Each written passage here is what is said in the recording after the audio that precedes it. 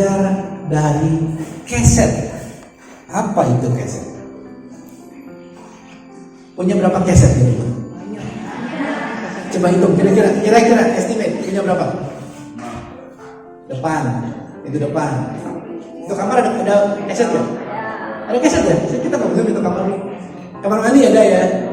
Dapur, taman, 10. Wah. Keset 10 ya. Oke. Ya. Tadi ada dapur, kamar mandi, tapi ada satu yang masih lupa. Ada satu keset lagi yang teman-teman belum sebut. Keset di mana? Udah ada di sudah tahu. Di mana? Ada udah masuk. Ada yang ini sebenarnya. Keset di hilang sebenarnya. Keset di mobil. Oke, orang bilang itu karpet sih ya, tapi sebenarnya itu keset juga, gitu kan? Cuma yang ada di motor nggak ada keset. Oke, kenapa hari ini kita bicara soal keset? Oh, tapi balik bentar dulu. Ada kira-kira harga keset berapa sih? Tergantung bahan. Kalau tergantung beli di mana lah. Tergantung beli di mana, tergantung bahannya apa. Kebayang nggak keset harga 2 juta? Oh iya biasa. Ada biasa ya? Biasa ya? Biasa. Saya terus terang kaget. Ya, saya terus terang kaget. Di Amerika bawa keset kita yang dari kain cabik-cabik, kain perca, dijadiin tasnya dijual $200. Oh itu yang sulung-sulung gitu Pak? Iya, ya. Tuh. Anak gua bisa bikin. $200 ya. Ternyata Indonesia tuh kaya banget ya. Kain perca dijual $200 di luar negeri. Luar biasa gitu. Jadi jangan sampai merasa bahwa Indonesia itu nggak punya apa-apa. Indonesia punya banyak hal sekali gitu ya. Oke, teman-teman, kenapa saya bicara tentang keset hari ini? Ya, mesti diakui hidup kita ada kalanya naik, ada kalanya turun. Ya, ada yang dibilang medium triumph, ada yang big triumph, ada yang small soul crush gitu ya. Ada yang big soul crush. Ada kadang-kadang kita di bawah banget sampai menghancurkan kehidupan kita ya. Tapi itulah kehidupan. Itu yang membuat kita merasakan enaknya kehidupan, sedihnya kehidupan. Maka kita perlu Tuhan, maka kita perlu sesama teman-teman seiman gitu ya. Udah next bro. Dan firman Tuhan juga bilang bahwa di Khotbah 3 ayat 4 dibilang ada waktu untuk menangis, ada waktu untuk tertawa, ada waktu untuk meratap, ada waktu untuk menari. Sometimes kita dapat apa yang kita mau, sometimes kita harus menunggu, sometimes Tuhan berkata tidak, gitu ya. Jadi di saat kita di bawah, itulah yang kesannya kita seperti keset, gitu ya. Keset kan ada di bawah, kan keset nggak digantung-gantung, betul nggak sih? Keset ada di bawah. Boleh next bro. Nah, di saat hidupku seperti keset, mungkin kita bertanya, mengapa? Sore hari ini saya mau share ada 5 hal. Dan dari 5 hal ini kita bisa pelajari. Mungkin coba direfleksikan diri kita. Saya tanya dulu teman-teman, pengertian dulu ya. Saat hidup kita di bawah, saat hidup kita seperti keset, itu hal baik atau hal jelek? Jelek? Baik. Nah kan, diplomatis sekali Ci. Kan kita bilang keset kan gantung-gantung, keset di bawah gitu.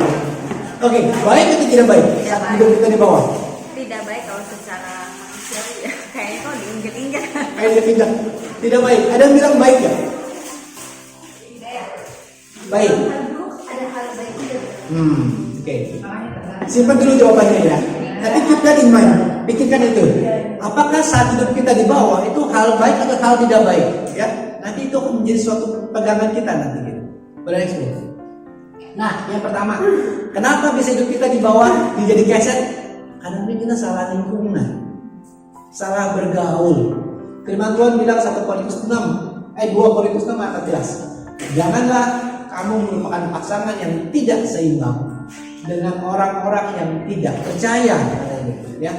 Sebab persamaan apakah terdapat antara kebenaran dan kedurhakaan, atau bagaimana terang dapat bersatu dengan gelap? Kalau kita di lingkungan yang nggak cocok, baik misalkan ya, kita di lingkungan yang terlalu kaya gitu ya, kemungkinan kita akan direndahkan. Atau kita di lingkungan yang terlalu bawah, boleh dibilang terlalu miskin, nanti kita yang diporotin, ya nggak sih? Semua kita yang disuruh-suruh juga gitu. Makanya Tuhan mau kita setara, mau punya teman yang setara. Ya, boleh bergaul boleh, tapi apakah itu lingkungan tempat kita bertumbuh? Rasanya tidak, gitu ya. Jadi kalau ternyata selama ini saya direndahkan, cek lingkungan saya bergaul itu benar nggak, cocok nggak? Gitu. Apa cuman karena egois kita merasa saya kepengen gitu ya di lingkungan yang tapi bukan bagian kita nggak cocok di situ. Itulah yang terjadi. Oke, boleh next bro. Nah, yang kedua ya, kita bicara karena tindakan ataupun karena perkataan kita. Maksudnya apa? Ini ada beberapa gambar, mungkin bahasa Inggris ya. Yang pertama, kita sendiri yang kurang pede, kurang percaya diri. Nah, gimana orang lain mau memandang kita gitu kalau kita sendiri aja kurang pede gitu kan? Atau kemarin istri saya sempat kesaksian juga ya di Komsel, bukan kemarin, Komsel 2000 lalu ya. Di saat kita membanding-bandingkan dengan orang lain, selalu akan ada yang lebih tinggi, jadi kita jadinya minder. Kita menempatkan diri kita di bawah dari orang lain, karena kita selalu compare gitu ya. Atau sisi jeleknya kalau kita membandingin sama yang di bawah terus kita jadi sombong. Semua kita bisa, semua kita punya gitu, sombong. Ya. Bilang lagi, ada. Oke. Atau yang itu tuh, you engage in people pleasing behavior. Atau mungkin di sini sih negatif ya bahasanya ya. Kita pokoknya orang suruh apa kita langsung mau, nggak berpikir, diiyain aja gitu ya. Terus you feel little control of your life. Kita nggak merasa diri kita nyaman, kita nggak merasa diri kita punya kontrol. Orang berkata apa, iya. Itu yang membuat kita direndahkan. Ya. Tapi ingat, Tuhan bilang apa di sini? Boleh next dulu. Harusnya teman-teman baca Alkitab. Jadi walaupun dikeluarin di depan, tolong buka. Ya. 2 Timotius 1 ayat 7 sampai 8. 2 Timotius 1 ayat 7 sampai 8. Firman Tuhan bilang begini kepada kita. 2 Timotius 1 ayat 7 sampai 8. Sudah? Kita baca bersama-sama. 1, 2, 3.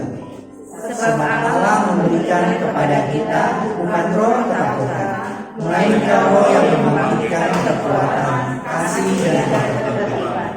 Jadi janganlah malu bersaksi tentang Tuhan kita, dan janganlah malu karena aku, seorang hukuman karena Dia, melainkan Putra menderita bagi Injilnya oleh kekuatan.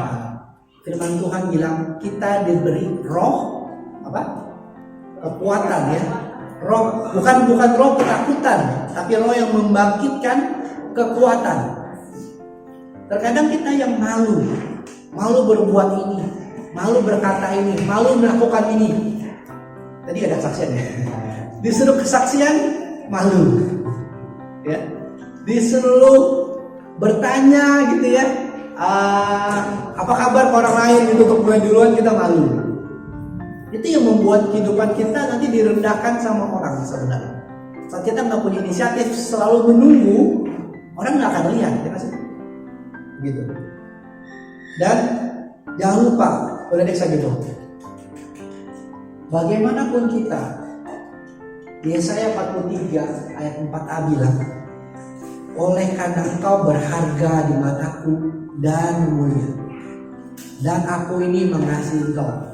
Bahasa Inggrisnya bilang, and I love you. Tuhan bilang itu. Dan aku mengasihi engkau. Bahasa Inggris itu, and I love you.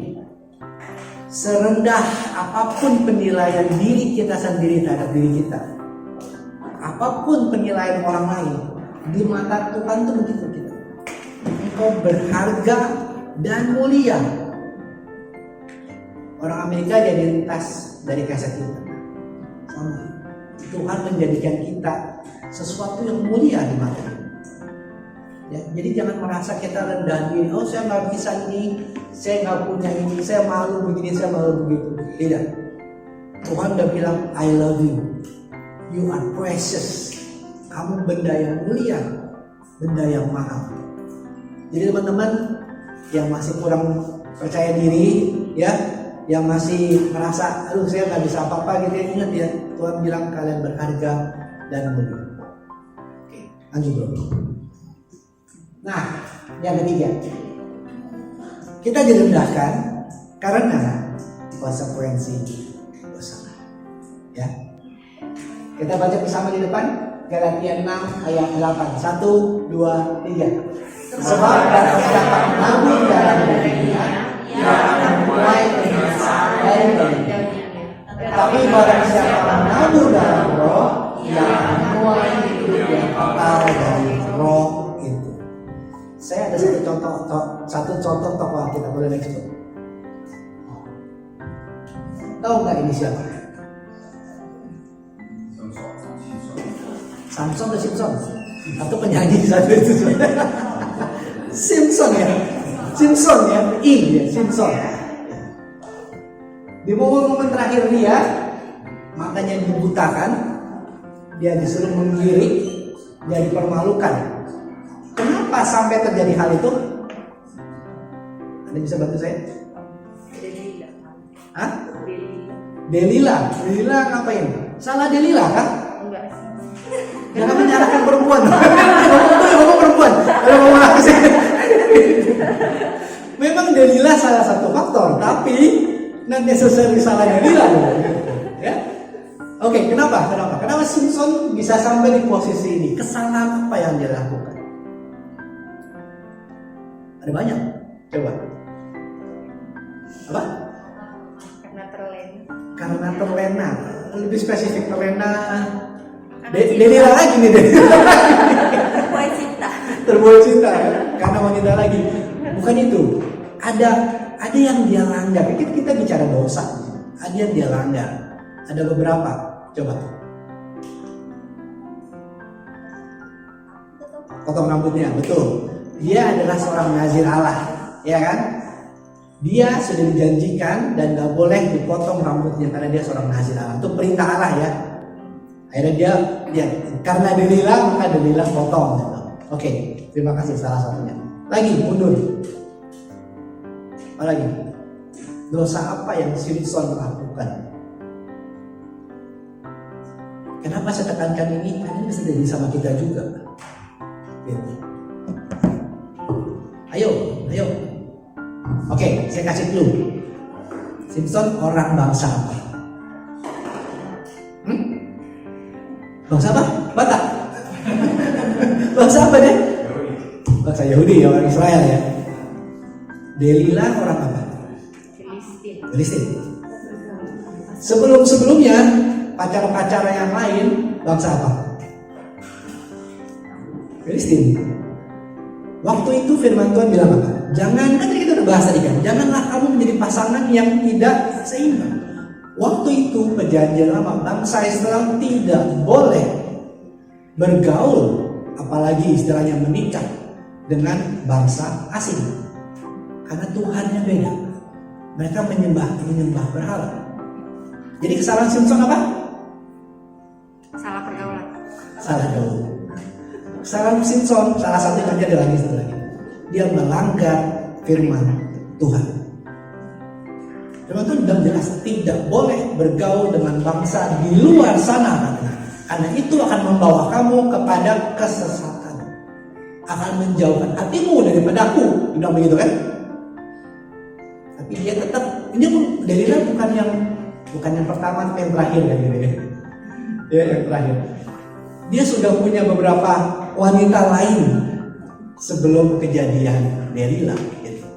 Oke, mundur satu lagi. Kesalahan apa yang pertama kali dia bikin? Agak susah. Sombong. Ya itu bisa juga. Pintu kotanya mungkin lebih tepatnya gini kok. Dia emosional ya. Dia marah, pintu kota dicabut sama dia. Gitu ya. Sombong juga di situ. Maka jadilah orang-orang yang berhasil menangkap dia. Di dulu nih katanya ya. Dulu yang begini nih. Berapa banyak orang yang dia bunuh. Ya kan, untuk mendapatkan, ya saya bahasa dulu ya. Nanti bisa baca sendiri.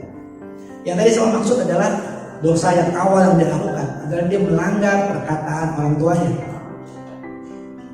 Teman-teman boleh baca di Kisah Siswa. Pertama kali Papa Mama dia bilang, tidak, jangan. Dia tetap melakukan. Kenapa? Karena dia kuat, karena dia bisa. Dia gak butuh orang tua. Firman Tuhan, perintah Allah yang keberapa seorang tua? 4.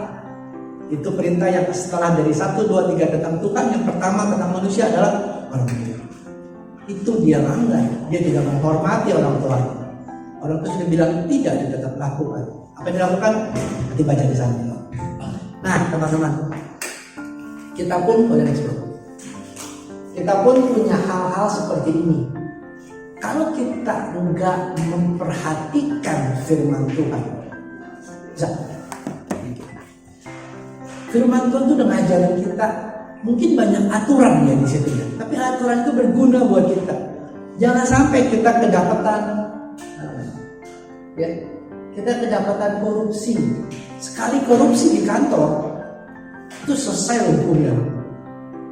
Banyak kantor yang nggak terima toleransi korupsi, ketangkep fraud, habis. Nggak cuma di perusahaan itu, di grup itu. Dulu saya di Sinarmas, sekali nama tercoreng di Sinarmas, tercoreng di seluruh grup Sinarmas. Selesai deh, AED-nya connect semua. Jadi, berbohong, dosa, konsekuensi berbohong. Besok orang nggak percaya lagi, ya kan? Selingkuh, nah loh. Ini yang paling sakral ya. Pernikahan itu adalah keluarga dan gereja yang paling basic, gitu kan? Sombong juga. Saat orang sombong jatuh, yang kita lakukan pertama kali mungkin kita ketawa dulu sih ya. itu nature. Baru kita tolongin gitu. Ya, itu terjadi. Nah teman-teman, kalau kita direndahkan saat ini atau kita di posisi hidup kita rendah, boleh coba renungkan. Apakah ada konsekuensi dosa karena tindakan kita yang lalu-lalu? Jika ada, yang pertama bertobat, yang kedua adalah berubah. Itu yang harus kita lakukan. Saat kita bertobat, Tuhan pasti tolong. Amin. Amin. Oke. Boleh next.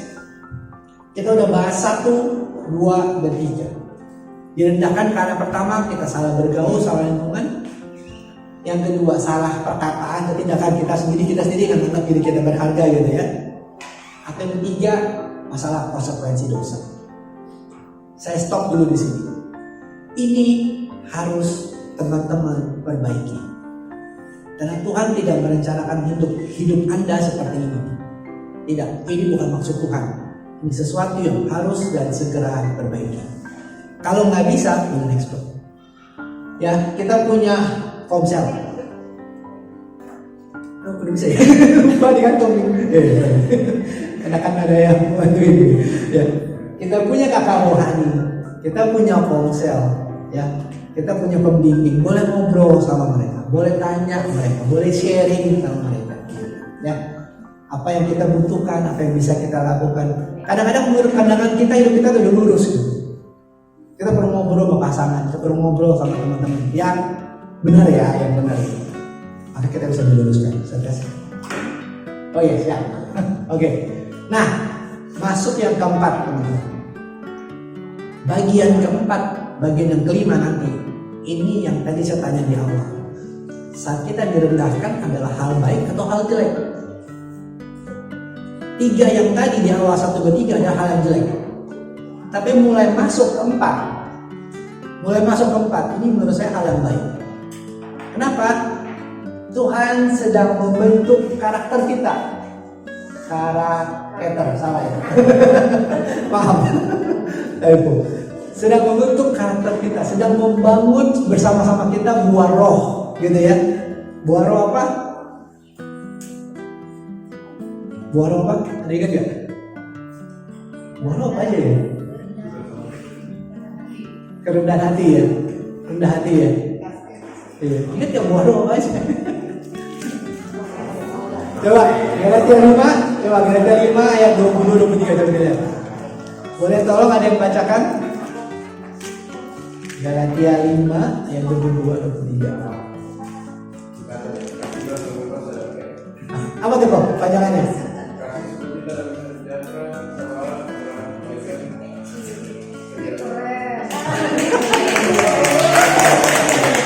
Singkatannya apa Mas tadi? Singkatannya apa? Keset lagi.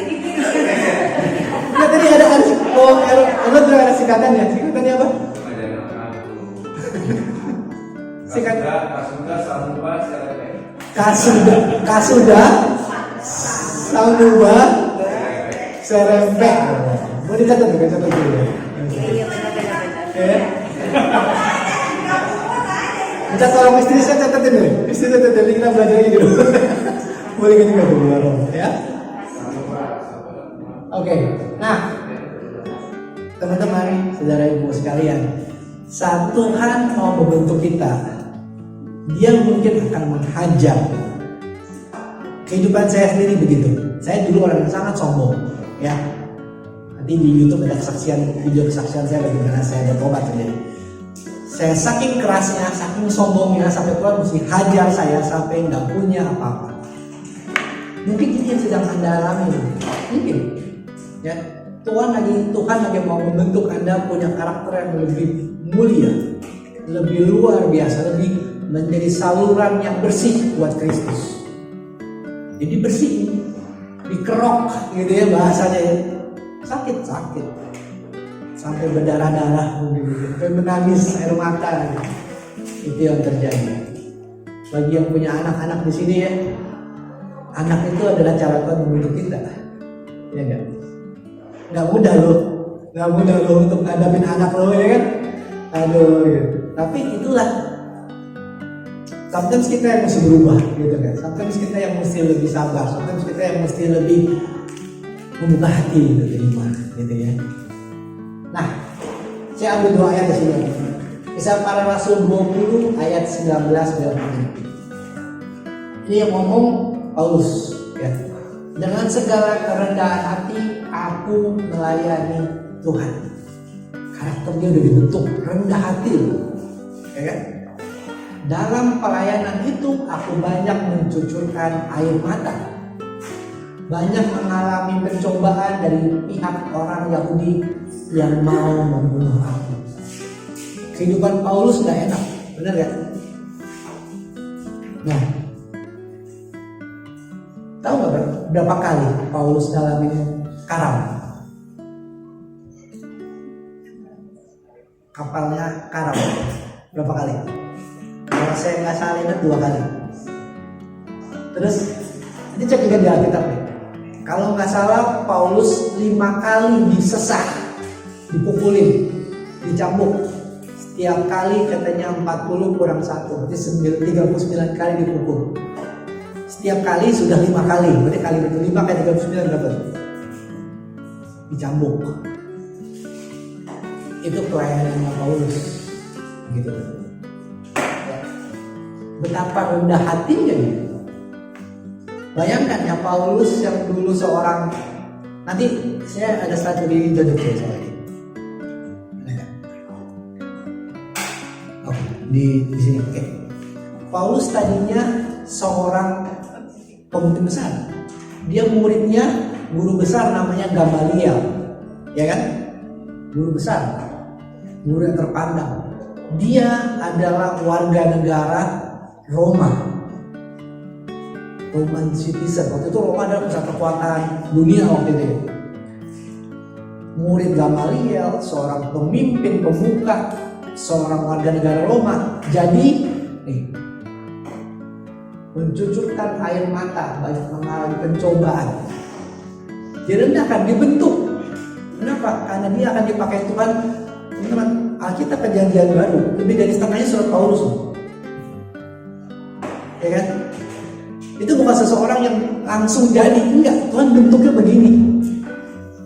Dihajar, digembleng sampai dia dimurnikan luar biasa, sampai tulisan dia menginspirasi kita sekarang 2000 tahun lebih.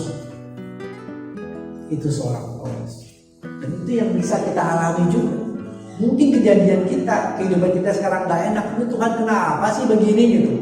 Ngeselin, nyebelin ya. Why? Mungkin Tuhan sedang mempersiapkan Anda untuk nanti sesuatu yang lebih luar biasa. Amin. Gitu. Oke. Nah, lanjut. Itu sudah 4 ya. 1, 2, 3 harus diberesin. Yang keempat adalah ujian. Dan sebelum masuk yang kelima, saya mesti jelasin sesuatu dulu yang lebih penting nih. Kita buka yuk Ulangan 28, 13 sampai 14. Ayo, kalau ada di depan dibuka kita lihat. Ulangan 28 ayat 13 sampai 14. Saya mesti jelasin 2 ayat ini supaya pemahaman kita nggak salah. Ini ya. Ulangan 28 13, 14. Kita sudah dengar, kita sudah sering dengar ini ya. Oke. Yang sudah katakan amin. Amin.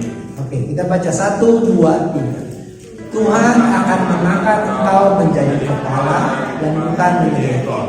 Engkau akan tetap naik dan bukan turun. Apabila engkau akan mendengarkan perintah Tuhan Allahmu yang kusampaikan pada hari ini, kau lakukan dengan setia. Dan apabila engkau tidak menyimpang ke kanan atau ke kiri dari segala perintah yang kuberikan kepadamu pada hari ini, dengan mengikuti Allah lain dan beribadah kepada-Nya. Kita sering baca bagian 13 ya, betul gak sih? Tuhan akan mengangkat engkau menjadi kepala, bukan ekor. Bahasa next. Ya, sorry. Boleh break satu. Sebentar. Ya. Ini. Engkau akan menjadi kepala, bukan ekor. Engkau akan tetap naik, bukan turun.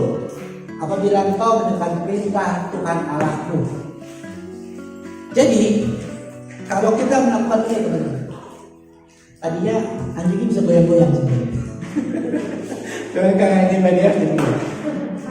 Kenapa saya pilih gambar anjing? Karena ada kepala, ada ekor. Ya, kepala dan ekor. Lucu. Oke. Kalau kita mendengarkan, ini dari ayat 13-14 tadi ya. Kalau kita mendengarkan perintah Tuhan, kita melakukan firman dengan setia, tidak menyimpang ke kiri dan ke kanan, dan tidak menyembah Allah lain, kita akan menjadi kepala, bukan ekor. Itu pengertian kita, betul nggak sih? Betul nggak? Betul. Setuju nggak? Setuju. Dan kalau gitu saya aplikasikan, dan saya akan tanya. Di saat kita diberkati dengan berkat-berkat rohani, berkat-berkat jasmani, makanan melimpah, dan sukacita segala macam, doa kita terkabul, Tuhan lagi berkati kita, benar? Kalau doa kita sedang tidak dijawab, kalau berkat-berkat rohani, berkat-berkat jasmani kita lagi seret, itu Tuhan lagi jauh sama kita. Atau kita lagi jauh sama Tuhan? Begitu? Enggak kan? Atau iya?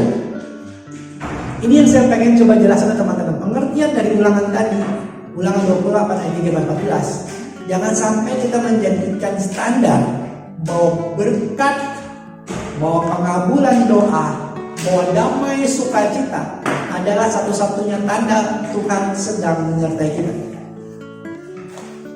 Kalau begitu, saat kita terjadi sesuatu yang gak enak dengan hidup kita akan merasa, Tuhan kenapa?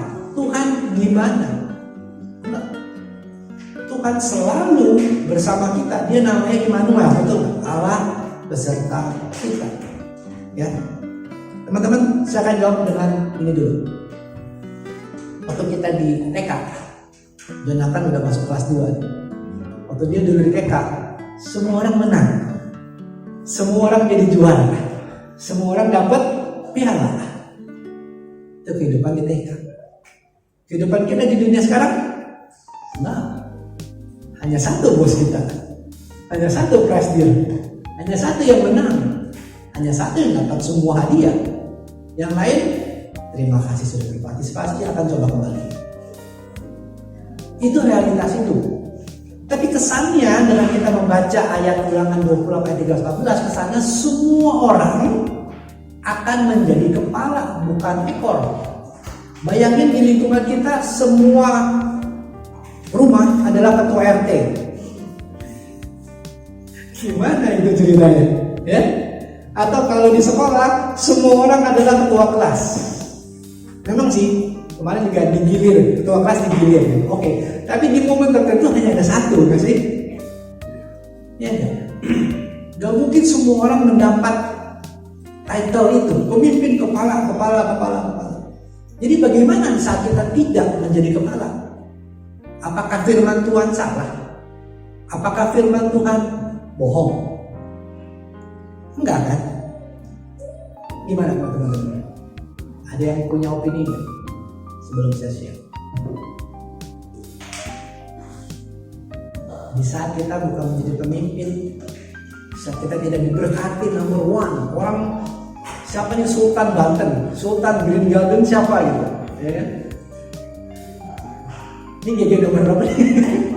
Ya, siapa Sultan GG nomor 24 gitu? Siapa ini? Jacinta, oh ya, Sultan. Sultan GG 24 gitu ya.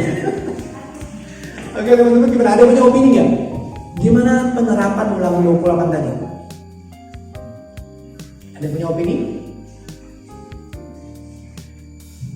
Ya, saya berharap punya opini. Karena kalau kita punya opini, kita ngomong kan jadi ingat gitu ya. Nah cuma sekedar dikasih gitu. Ayo coba. Saya merem deh biar kalian sampai ngomong.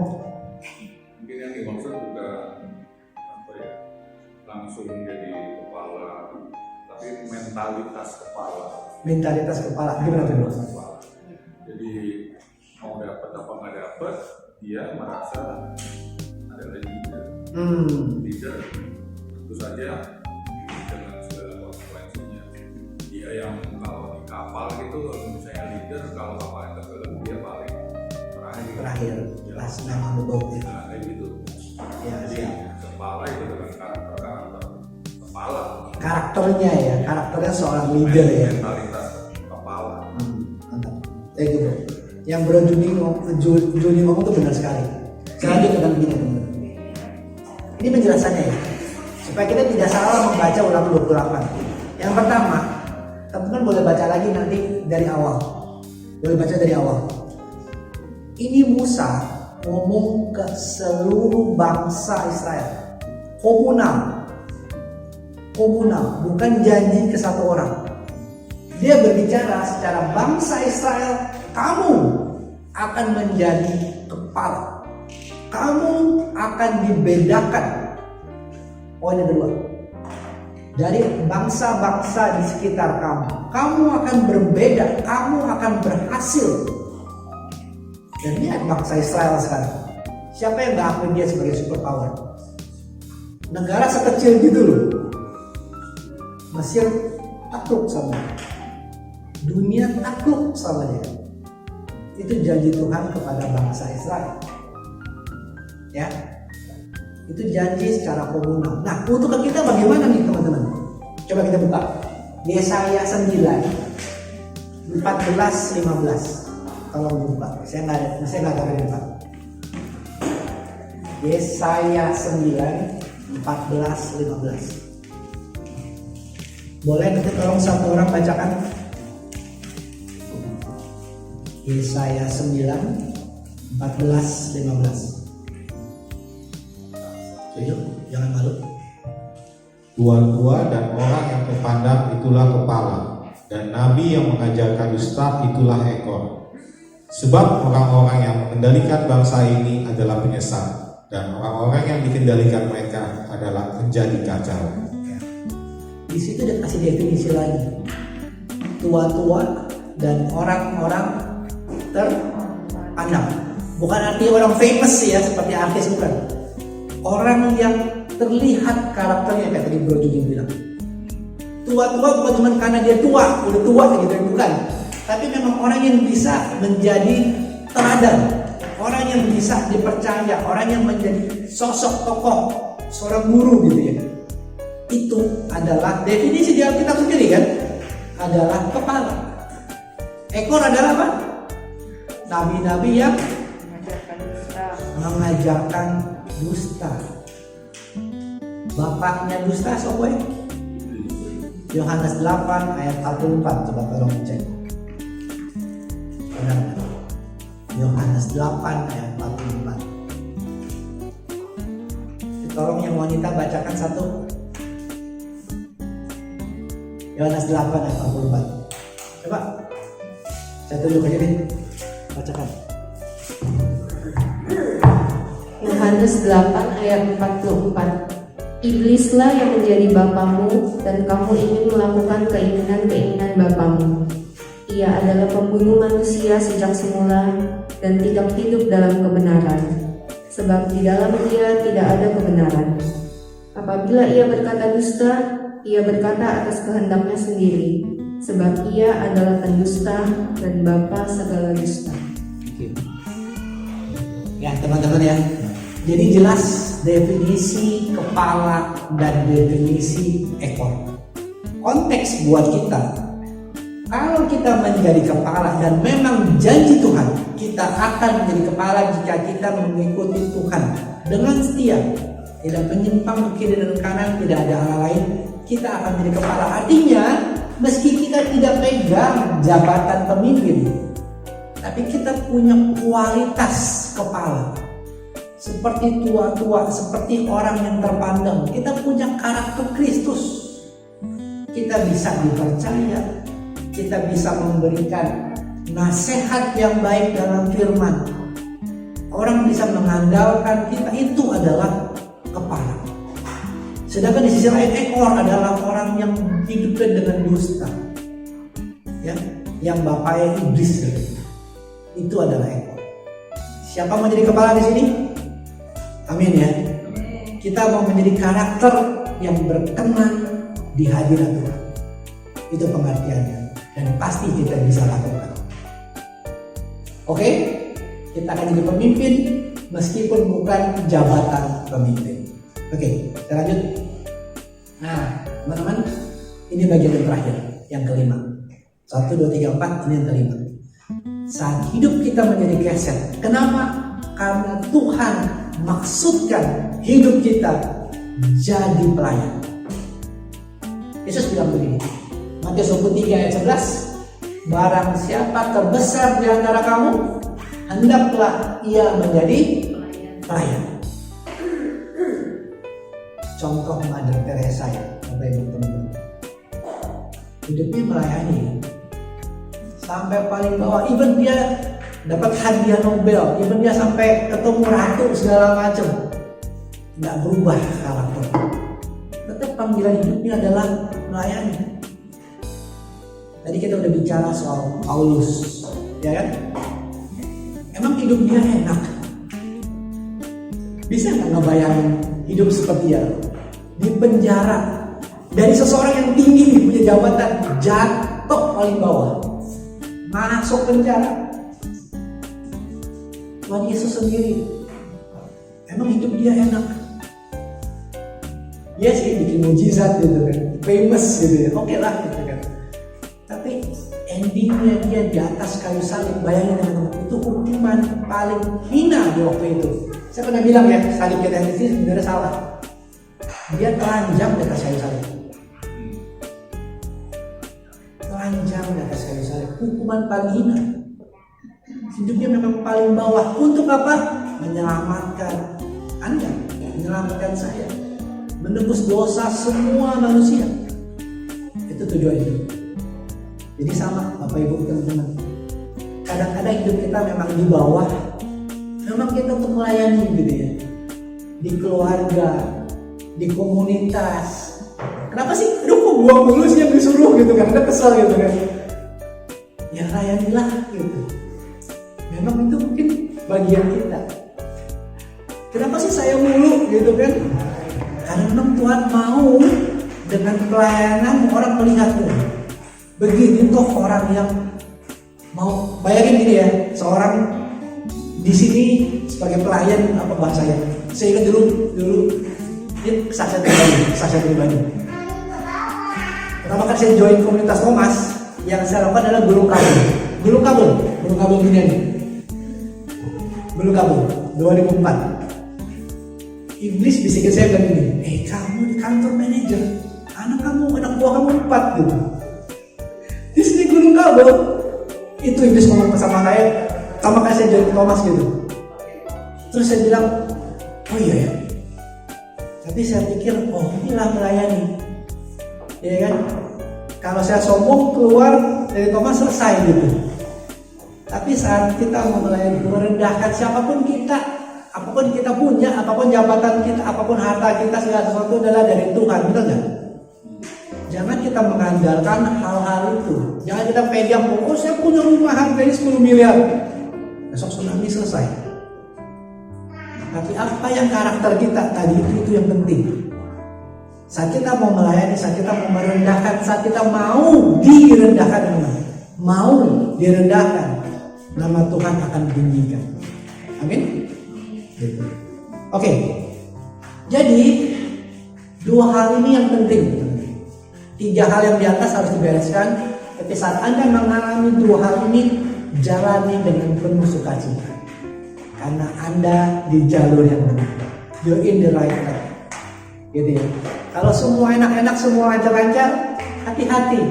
Terkadang iblis membuai kita dengan semuanya enak, ya kan? Mana ada sih iblis kasih kita yang gak enak, gitu kan? Dikasih yang enak, ujung-ujungnya mau. Masalahnya itu. Saat kita gak enak sekarang, kita akan dapat mahkota yang mulia. Oke, nah ini sedikit aja. Ini yang menginspirasi saya waktu itu. Istri saya lagi enak badan, cuciin keset. Saya bingung, cuci keset, emang keset dicuci ya? Saya pikir itu dia. Saya nggak tahu. Emang keset dicuci? Saya pikir tiba-tiba selesai gitu. Ternyata keset mesti dicuci. Dan saya juga baca maksimal sebulan sekali itu mesti dicuci. Kalau nggak keset itu menjadi masalah, ya kan? Keset jadi banyak kuman yang masalah gitu. Nah ini Joy yang fotoin saya. Saya bilang Joy fotoin papa dong. Tuhan ngomong nih. Bakal jadi buat renungan gitu. Gak gampang cuci keset tetap cuci atau masih enggak kan? Begini kan? Bukan saya doang ya. Ya, kita harus jongkok cuci keset. Ciptain alat untuk cuci keset mungkin laku kali ya, boleh tuh idenya. Jadi harus di bawah, harus gosok-gosok. Teman-teman, saya mau poin di sini adalah begini. Kita sebagai pelayan Tuhan, kita yang adalah keset karena poin 4, poin 5 tadi, jangan lupa kita pun harus dibersihkan. Kita pelayan Tuhan pun harus diisi. Kalau kita jadi keset terus, nanti kita jadi masalah atau kita stres. Ya, kita harus dibersihkan, kita harus diisi. Isinya bagaimana? Ya itu dia, firman, komunitas, komsel, pelayanan. Ya. Baca Alkitab setiap hari, berdoa dan berdoa, ya. Jangan lupa pelayan-pelayan ya, harus dibersihkan, harus diisi. Oke. Jangan lupa Amsal 4 ayat 23 dibilang, jagalah hatimu dengan segala kewaspadaan, karena dari situ terpancar kehidupan. Walaupun kita adalah keset-keset ini bagi Tuhan gitu ya, untuk melayani, hati kita harus murni, hati kita harus bersih, hati kita harus baik. Oke, poin. Oh, enggak. Rekap dulu. Oke, teman-teman, 1, 2, 3 di atas harus diberesin. Ya. Kalau nggak bisa sendiri, ajak teman, ajak kakak rohani, komsel, paket komunitas ini untuk beresin 1, 2, dan 3. Kalau 4 dan 5 sedang terjadi, jalani bersyukur, perbanyak waktumu dengan Tuhan. Ya, berjalan bersama Tuhan, karena itu adalah maksud Dia untuk hidup kita. Oke?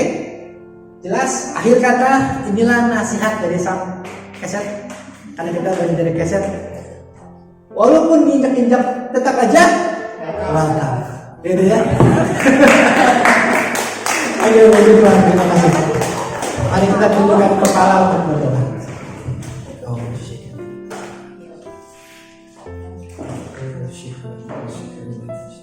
Kita buat anak penangan kita dalam nama Bapa dan Putra dan Roh Kudus. Allah Roh Kudus, terima kasih atas waktumu sore hari. Kami boleh hadir di sini, kami boleh mendengarkan firman-Mu, kami boleh diisi kembali. Sungguh tidak mudah kehidupan kami. Saat kami berinteraksi dengan orang lain, saat kami berhubungan dengan family kami, saat kami bertemu dengan orang-orang di sekeliling kami, Tuhan. Terkadang kami lelah, terkadang kami capek. Karena melalui kami Engkau pakai kami untuk melayani. Karena melalui kehidupan kami Engkau pakai kami menjadi Alkitab yang terbuka. Tuhan, terima kasih atas kesempatan ini. Terima kasih atas kesempatan kami direndahkan. Mengajarkan kami untuk rendah hati. Untuk mengandalkan Engkau, untuk membentuk karakter kami. Bahwa sungguh Yesuslah yang nomor satu. Yesuslah yang harus lebih besar daripada kami sendiri. Biar kami menjadi hamba-hamba-Mu yang setia. Biar kami punya hubungan yang lebih dalam lagi dengan Engkau. Biar melalui kehidupan kami Tuhan, Engkau boleh pakai untuk menyentuh banyak-banyak jiwa di luar sana. Terima kasih ya Bapak. Kami bawa segala pergumulan kami. Kami bawa segala persoalan, kami bawa segala doa permohonan kami ke hadirat-Mu Tuhan. Tapi terutama kami bawa hati kami ke hadirat-Mu. Biar hari demi hari Kau bentuk kami Tuhan semakin serupa dengan Kristus. Biar hari demi hari Tuhan Kau buang karakter-karakter, Kau buang kebiasaan yang Kau tidak berkenan. Terima kasih ya Tuhan. Terima kasih atas komunitas ini. Terima kasih atas orang-orang yang mau terlibat dalam komunitas Thomas. Romo Yus, Ibu Cu, semua pelayan-pelayan yang ada. Terima kasih karena melalui mereka kami boleh menikmati kasih Kristus. Kami boleh mengalami hadirat-Mu. Kami boleh bertumbuh Tuhan di sekeliling orang-orang percaya. Terima kasih ya Tuhan. Terima kasih. Tidak henti-hentinya kami bersyukur dan memang sepantasnya kami bersyukur kepada atas semua yang boleh terjadi dalam hidup kami. Terima kasih ya Tuhan, kami telah selesai berbicara. Biar firman-Mu masuk dalam hati kami semua. Dan oleh karena Roh Kudus boleh bertumbuh dan boleh berbuah. Dan buahnya manis dinikmati oleh orang-orang di sekitar kita. Dan untuk kemuliaan nama Tuhan Yesus. Terima kasih ya Tuhan. Kemuliaan kepada Bapa dan Putra dan Roh Kudus. Seperti pada sekarang sepanjang sekarang. Amin. Dan Bapa dan Putra. Shalom.